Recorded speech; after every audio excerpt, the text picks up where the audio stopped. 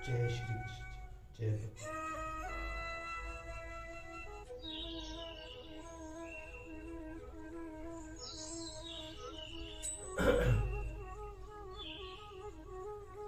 संबंध 5वें अध्याय के आरंभ में अर्जुन कर्म संन्यास सांख्य योग और कर्म योग इन दोनों में से कौन सा एक साधन मेरे लिए सुनिश्चित कल्याणप्रद है, ये बतलाने के लिए भगवान से प्रार्थना की थी।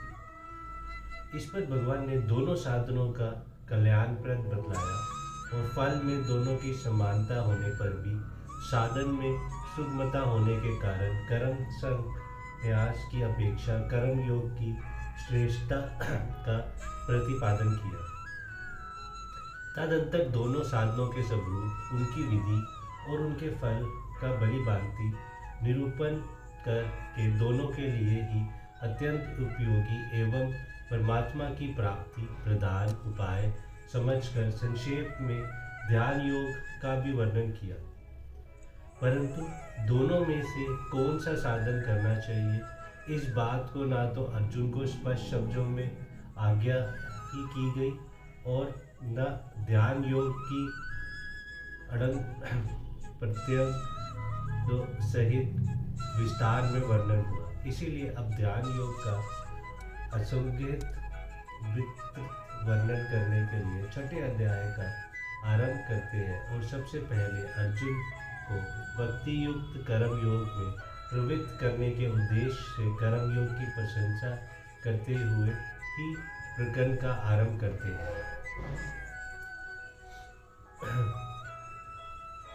अनाश्रित कर्म फल कार्य कर्म कोर्तीय स सन्यासी च योगी च न निर्गिन्न चक्रिय।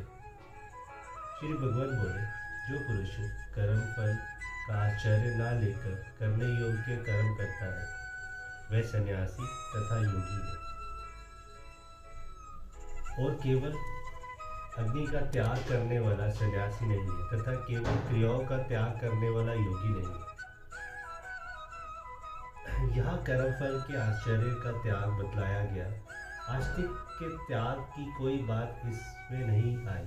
इसका क्या कारण है? जिस पुरुषों के भोग में या कर्मों में आस्तिक होता है वह कर्मफल के आश्चर्य का स्वतः त्याग कर ही नहीं सकता। आस्तिक होने पर संभाविक ही कर्मफल की कामना होती है। अतएव कर्मफल के आश्चर्य का जिसमें त्याग है उसमें आस्तिक का त्याग ही समझ लेना चाहिए। प्रत्येक स्थान पर सभी शब्दों का प्रयोग नहीं हुआ करता। ऐसे स्थलों पर उसी विषय के अन्यत्र कही हुई बात का अध्याहन कर लेना चाहिए। यहाँ फल का त्याग बतलाया जाए परंतु आस्तिक के त्याग की चर्चा न हो, वहाँ आस्तिक का भी त्याग समझ लेना चाहिए। इसी प्रकार जहाँ आस्तिक का त्याग कहा जाए पर फल त्याग की बात न हो, वहाँ फल का त्याग ही समझ लेना चाहिए। कर्म फल के आश्चर्य का त्यागने का क्या भाव है? स्त्री पुत्र धन मान और बढ़ाई आदि इस लोक के और स्वर्ग सुख आदि पर लोक के जितना भी भोग है उन सभी का समेश कर्मफल में कर लेना चाहिए। साधारण मनुष्य जो कुछ भी कर्म करता है किसी न किसी फल का आश्चर्य लेकर ही करता है। इसीलिए उसके कर्म उसे बार बार जन्म मरण के चक्र में गिराने वाले होते हैं। अतएव इस लोक और परलोक के संपूर्ण भोग्य की अनित्य क्षण बंधक और दुखों में हेतु समझकर समस्त कर्मों में ममता आस्तिक और फल इच्छा का स्वतः त्याग कर देना ही कर्म फल के आश्चर्य का त्याग करना है। करने योग्य कर्म कौन से हैं और उन्हें कैसे करना चाहिए? अपने अपने वर्णाश्रम के अनुसार जितने भी शास्त्र वेद नित्य नैमित्तिक यज्ञ दान तप शरीर निवारण संबंधी तथा लोक सेवा आदि के लिए किए जाने वाले शुभ कर्म हैं, सभी करने योग्य कर्म हैं। उन सबको यथाविधि तथा यथा योग आलस्य रहित होकर अपनी शक्ति के अनुसार कर्तव्य बुद्धि से उत्साहपूर्वक सदा करते रहना चाहिए।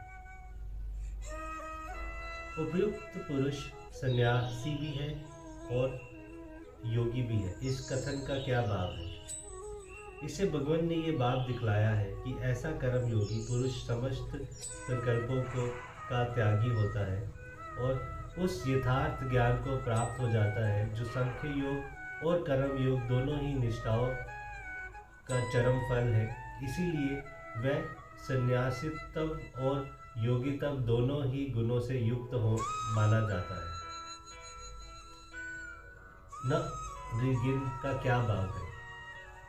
अग्नि का त्याग करके संन्यास आश्रम ग्रहण कर लेने वाला पुरुष को निर्गिन कहते हैं। यह निर्गिन का कहकर भगवान ये बात दिखलाते हैं कि जिसने अग्नि का त्याग कर संन्यास आश्रम तो ग्रहण कर लिया परंतु ज्ञान योग के लक्षणों से युक्त नहीं है, वह वस्तुत सन्यासी नहीं है, क्योंकि उसने केवल का त्याग किया है। समस्त क्रियाओं में कर्तापन के अभिमान का त्याग तथा ममता आस्तिक और देहाभिमान का त्याग नहीं किया। न च अक्रिया का क्या भाव है? समस्त क्रियाओं का स्वतः त्याग करके ध्यान रत हो जाने वाले पुरुष को अक्रिय कहते हैं। यहाँ न च अक्रिय से भगवान ने यह भाव दिखलाया है कि जो सब क्रियाओं का त्याग करके ध्यान लगाकर तो बैठ गया है, परंतु जिसके अंतकरण में अहंता, ममता, राग, द्वेष, कामना आदि दोष वर्तमान है, वह भी वास्तव में योगी नहीं, क्योंकि उसने भी केवल बाहरी क्रियाओं का ही त्याग किया है। ममता, अभिमान, आस्तिक, कामना और क्रोध आदि त्याग नहीं किया। जिस पुरुष ने अग्नि का स्वतः त्याग करके संन्यास आश्रम ग्रहण कर लिया है और जिसमें ज्ञान योग्य में समस्त लक्षण के बलि भांति प्रकट है, क्या वह सन्यासी नहीं है? क्यों नहीं? ऐसे ही महापुरुष आदर्श सन्यासी है। इसी प्रकार के सन्यासी महात्माओं का महत्व प्रकट करने के लिए तो ज्ञान योग के लक्षणों का जिनमें विकास होता है, उन अन्य आश्रम वालों को भी सन्यासी कहकर उनकी प्रशंसा की जाती है। इसके अतिरिक्त उन्हें सन्यासी बतलाने का और सवर्स्य ही क्या हो सकता है? इस प्रकार समस्त क्रियाओं का त्याग करके जो पुरुष निरंतर ध्यान रहता है तथा जिनके अंतकरण में ममता, राग, द्वेष और कर्म, काम, क्रोध का स्वतः अभाव हो गया है, वह स्वर्ग संकल्पों का सन्यासी भी क्या योगी नहीं? ऐसे सर्व संकल्पों के त्यागी महात्मा ही तो आदर्श योगी है। जय श्री कृष्ण जी की जय।